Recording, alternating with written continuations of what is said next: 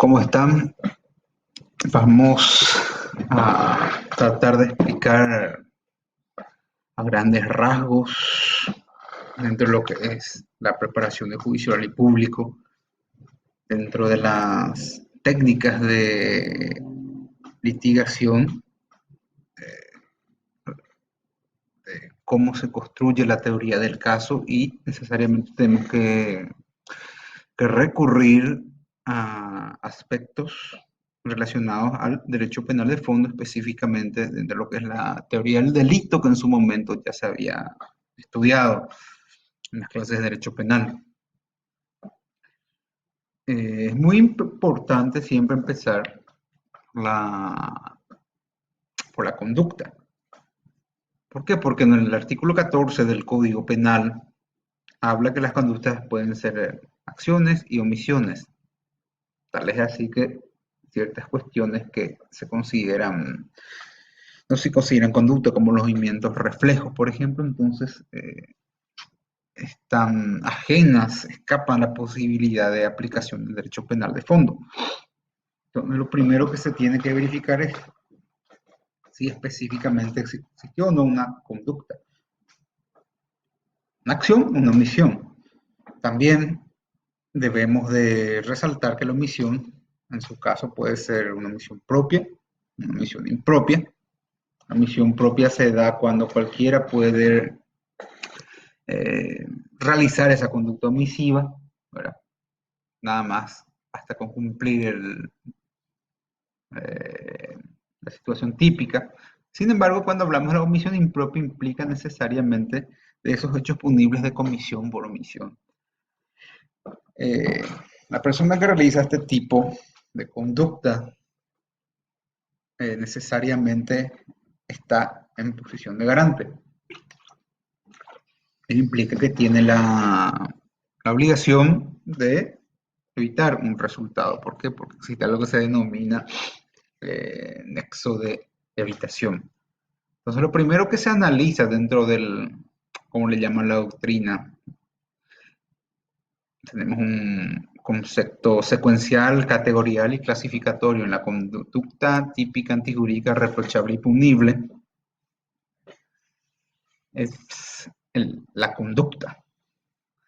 Luego se verifica si esa conducta necesariamente es típica. ¿Qué implica eso? El segundo elemento, que es la tipicidad, implica la descripción de determinadas conductas. Ahora, la tipicidad puede ser objetiva o subjetiva.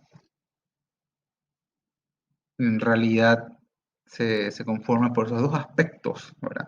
La tipicidad objetiva se refiere a elementos externos de la persona, como el bien jurídico, la conducta, sea acción o omisión, los elementos normativos, los elementos descriptivos, el resultado, la relación de causalidad, los medios comisivos empleados, eh, el sujeto activo y pasivo. Entonces, todo eso pertenece al ámbito externo de la persona. La tipicidad objetiva implica cumplir, así como implica cumplir con lo que está descrito en el tipo penal.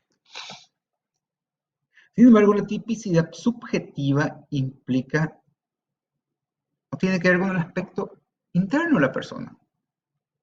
O el hecho punible es doloso o es culposo.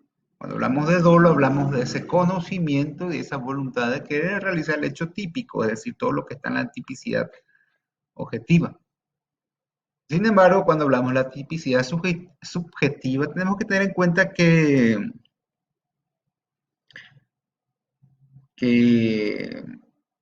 el hecho se produce por negligencia, imprudencia o impericia, ¿verdad? Y también dentro de la tipicidad, volviendo atrás, ¿verdad? Dentro de la tipicidad eh, subjetiva, específicamente en relación al dolo, existen también elementos adicionales.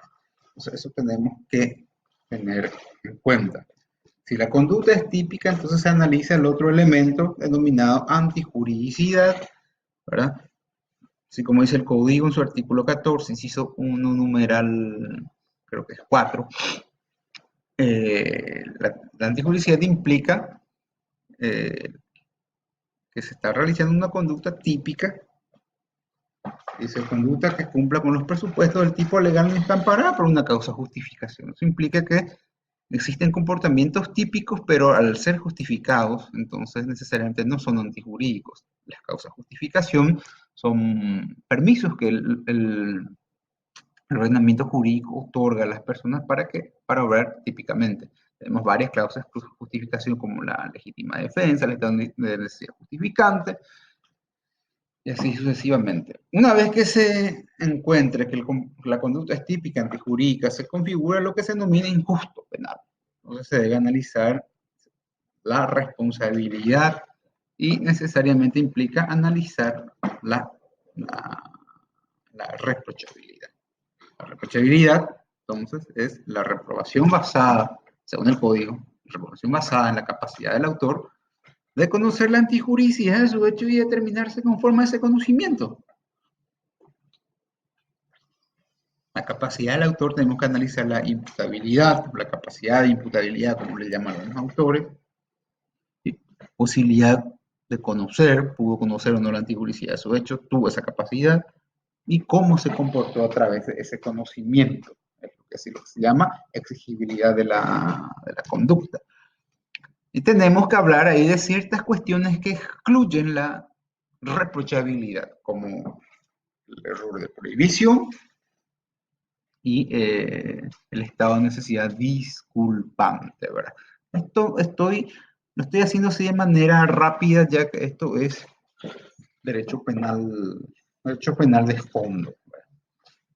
Nada más que para refrescar algunos conceptos a la hora de aplicar el método de casos, ¿verdad?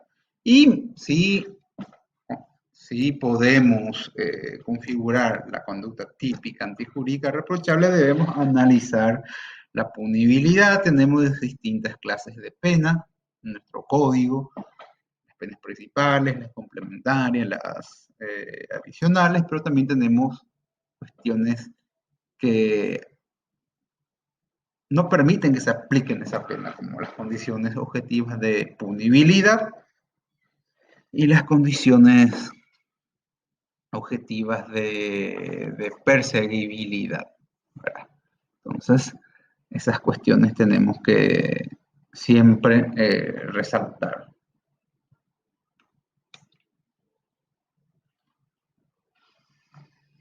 Ahora, volviendo a lo que es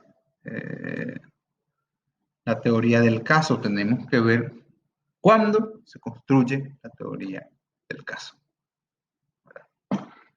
¿Por qué? Porque la teoría del caso es esa estrategia, ese plan que cada parte va a utilizar. La parte acusadora, la parte defensora. Sabemos que dentro de la parte acusadora tenemos el Ministerio Público cuando el hecho es de acción penal pública, querella adhesiva. Lógicamente esto también se puede aplicar al proceso penal privado, donde tenemos un querellante autónomo con parte acusadora y tenemos la defensa técnica. Entonces, cada parte debe desarrollar su teoría del caso de acuerdo a los hechos que va a probar. Y muy importante esto, tener en cuenta en el momento de formular los alegatos iniciales que están previstos en el Código Procesal Penal, cuando se habla de la apertura del juicio oral y público. Si bien los alegatos iniciales no son obligatorios, son muy importantes porque uno puede empezar a desarrollar la teoría del caso explicándole a los miembros del tribunal, tanto la parte acusadora como la defensa. Lo importante es aportar un punto de vista convincente y tratar de persuadir a los miembros del- del tribunal. Y como ya habíamos dicho en las clases presenciales, es importante solamente manejar una teoría en principio. Entonces ahí tenemos que tener en cuenta nuestro planteamiento, nuestras pruebas relevantes, cuál va a ser nuestro fundamento jurídico, ¿verdad?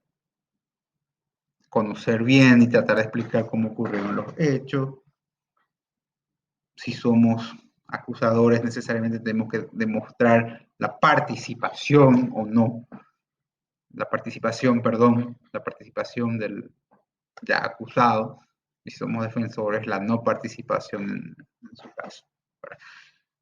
Entonces eso tenemos que tener en cuenta. Ahora, ¿cuándo se construye la teoría del caso? Desde el primer momento que se tiene conocimiento de los hechos. Entonces, ¿por qué? Porque de acuerdo a la información que se tiene, uno va a ver cuál es la teoría que va a usar. Y acuérdense de que hablamos de una hipótesis inicial, que a medida que el proceso penal se va desarrollando, vamos a ver que mediante las diligencias investigativas si se comprueba o no esa hipótesis. Después, cuando comprobemos nuestra hipótesis, lo transformamos en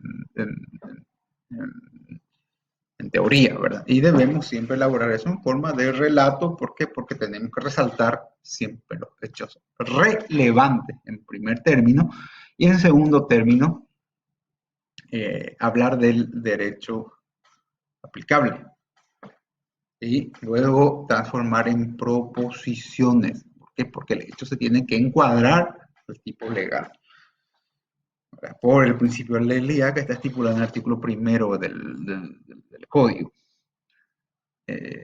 Ahora, ¿cuáles son las características de la teoría del caso? Bueno, también ya estuvimos hablando, ¿verdad? Que debe ser sencilla, debe ser lógica, debe ser creíble, debe tener también un sustento, una suficiencia jurídica, y también debe ser flexible, ¿verdad? Porque a veces estamos en un juicio oral, aparentemente tenemos como o peleamos por la inocencia, por la absolución de nuestro cliente, si estamos como defensores, y sin embargo vemos que no tenemos forma, ya sabemos que va a venir una condena de acuerdo al diligenciamiento de las pruebas, entonces eso implica cambiar rápidamente. Ahora, están los elementos de esta teoría del caso, eh, que siempre son, primeramente, tenemos que hablar de los elementos jurídicos. Los jurídicos tenemos que tener en cuenta la ley de fondo, la ley de forma. Segundo elemento. El segundo elemento es el elemento fáctico, los hechos. ¿Por qué? Porque el elemento fáctico va a ser lo que sustenta el elemento jurídico. Repito, siempre hechos relevantes. ¿De dónde vamos a sacar esos hechos relevantes? De las pruebas. Pruebas. Tiempo, los lugares, las personas, los instrumentos, sentimientos. Acuérdense que el derecho penal tiene un elemento subjetivo que es muy, muy importante esto, y otros elementos adicionales incluso al dolo. Bueno, el tercer elemento es el elemento probatorio. El elemento probatorio es el sustento del elemento fáctico, así como el elemento fáctico sustenta el jurídico, el probatorio sustenta el fáctico. Las pruebas tienen que ser pertinentes por principio procesal, la pertinencia de las pruebas. ¿Por qué? Porque mediante la prueba pertinente se puede demostrar o no un hecho, o a veces estas pruebas son insuficientes. Entonces es muy, muy importante, y tenemos que tener en cuenta, y es cierto, hay veces que los órganos estatales se equivocan, hay veces que el fiscal tiene una infinidad de trabajo, tiene muchísimo trabajo, y por A o B motivo cometió errores de carácter procesal. Entonces a veces para el abogado de la defensa es un poco más sencillo buscar las fallas del proceso, sacar la nulidad del proceso. Pasamos en la teoría del fruto del árbol envenenado, por ejemplo, o alegar ruptura en la cadena de custodia. Entonces son cuestiones que uno debe de tener en cuenta, ¿verdad? Ahora, ¿para qué sirve la teoría del caso? Nos hace pensar organizadamente. Acuérdense que lo que vamos a construir mediante la teoría del caso es una historia, pero esa historia tiene que ser persuasiva. Persuasiva. Tenemos que tratar de convencer a los miembros del tribunal. Repito, es muy importante la etapa de los alegatos inicial. Entonces, eh, así como recomendación, para volver a refrescar la memoria, quiero que lean los artículos 382 y 383 del Código Procesal Penal. ¿Por qué? Porque en ese alegato inicial se va a presentar el tema, vamos a narrar el M y vamos a, aparte de narrar el tema, vamos a decir qué pruebas tenemos para sustentar esa teoría. Y después tenemos que organizar esas pruebas. Como ya habíamos dicho, generalmente la fiscalía lo hace en forma cronológica, ¿verdad? ¿Por qué? Porque se va contando la historia paso a paso. Entonces, si estamos por la defensa, tenemos que hacer en forma estratégica para tratar de moverle a la fiscalía, ¿verdad? ¿verdad? Tratar de probar algo determinado, tratar de no demostrar la autoría, ¿verdad? Y tenemos que tener en cuenta nuestros testigos, nuestros peritos, entonces siempre es importante, a veces tenemos testigos muy importantes y a veces testigos no tan importantes o testigos que de repente no quieren hablar, no pueden expresarse, entonces tenemos que colocar a esos testigos fuertes como primeros y últimos, dejar la parte del medio para los testigos más débiles. ¿Verdad? Después, más adelante, basa todo lo que se había diligenciado, ya preparar nuestros alegatos eh, finales. Bueno, básicamente eso es lo que quería compartir con ustedes para terminar la parte teórica, lo que es el método del caso. Y vamos a estar trabajando en forma práctica, trabajando en forma práctica, analizando un caso específico. Muchas gracias.